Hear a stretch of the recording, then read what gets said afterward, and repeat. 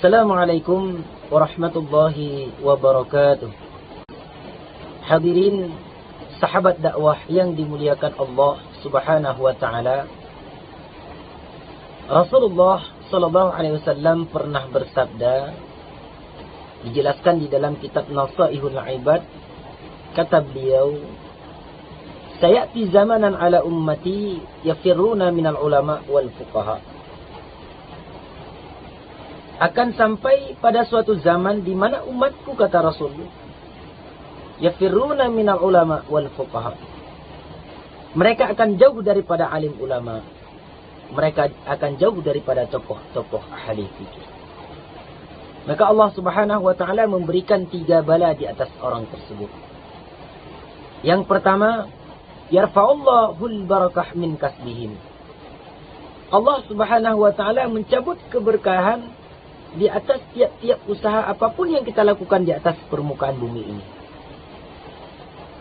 Baik itu mencari nafkah untuk keluarga, anak dan istri, dan lain sebagainya. Namun semua itu kita lakukan dengan tanpa diberikan keberkatan oleh Allah Subhanahu wa taala.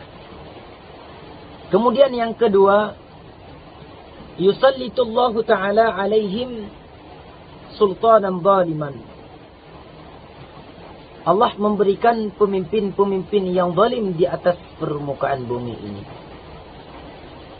Baik itu presiden, gubernur, dan lain sebagainya. Pemimpin-pemimpin yang tidak taat akan Allah. Pemimpin-pemimpin yang tidak takut akan azab Allah di kemudian hari. Kenapa? Dengan sebab kita jauh daripada alim ulama. Jauh daripada tokoh-tokoh ahli fikih. Jauh daripada orang-orang yang dicintai oleh Allah Subhanahu wa taala di atas permukaan bumi ini. Maka itu bala yang kedua yang diberikan oleh Allah.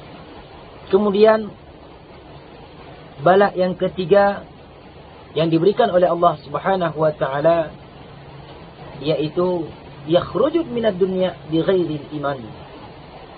Dicabutnya nyawa kita dengan tanpa keimanan. Na'udzubillah tsumma na'udzubillah. Hadirin sahabat dakwah yang dimuliakan Allah Subhanahu wa taala. Padahal Allah telah berfirman, wal 'asri, demi masa, innal insana lafil khusr. Sesungguhnya manusia sebenar-benarnya berada dalam keadaan yang sangat-sangat rugi. Lantas siapakah orang-orang yang tidak rugi dan beruntung di dalam dunia ini? Illal ladzina amanu wa 'amilus shalihah. Kecuali orang-orang yang beramal salih, yang beriman dan beramal salih. Itulah orang-orang yang beruntung. Lantas bagaimana jikalau keimanan kita kembali kepada Allah dengan tanpa keimanan? Apakah kita menjadi orang yang beruntung? Hadirin sahabat dakwah yang dimuliakan Allah Subhanahu wa taala.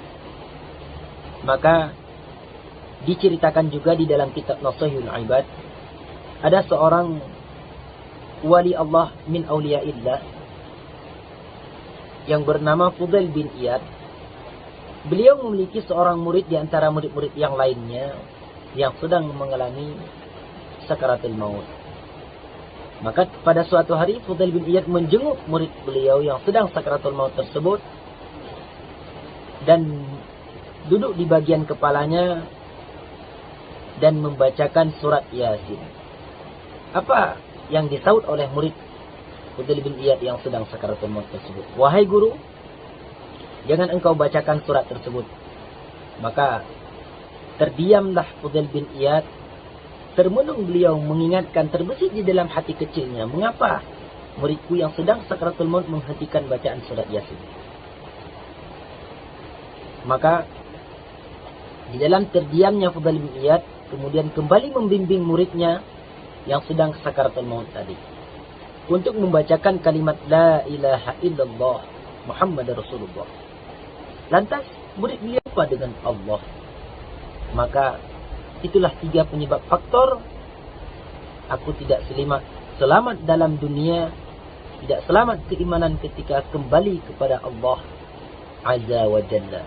Hadirin sahabat dakwah yang dimuliakan Allah, maka dalam momentum Ramadan, bulan suci yang mulia ini, marilah sama-sama kita memperbanyak keimanan, ketakwaan kepada Allah Subhanahu wa taala dengan cara memperbanyak amalan-amalan saleh, dengan memperbanyak amalan-amalan yang dicintai oleh Allah Subhanahu wa taala. Menghadiri majlis-majlis ilmu, mencintai para alim ulama, mendatangi para ahli-ahli fikih dan bertanya tentang sesuatu perihal ketika hidup di atas permukaan bumi atau di dalam dunia ini sebelum kita kembali kepada Allah Subhanahu wa taala. Dengan sesuatu hal yang ikhlas untuk mengharapkan kasih sayang dan rahmat Allah. Kenapa dengan demikian?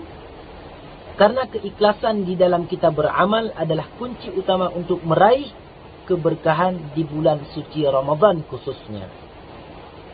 Maka oleh karena itu, sama-sama kita mencintai para alim ulama, kita mencintai para majelis ilmu dan mendatanginya agar sesuatu hal yang kita inginkan, yaitu kasih sayang dan rahmatnya Allah, itu sebenar-benarnya diberikan kelak oleh Allah Azza wa Jalla di kemudian hari.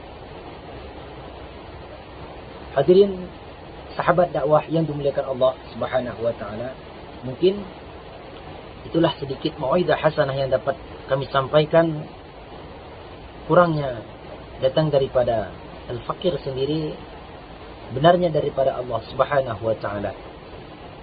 Maka oleh karena itu kepada Allah kami memohon ampun, kepada seluruh hadirin sahabat dakwah kami memohon maaf. Akhirul kalam, wallahu muwaffiq ila aqwamit thariq. Wassalamualaikum warahmatullahi wabarakatuh. Informasi beasiswa dan kuliah gratis di STAI Darul Hikmah. Telepon atau WhatsApp ke nomor yang tertera di sini.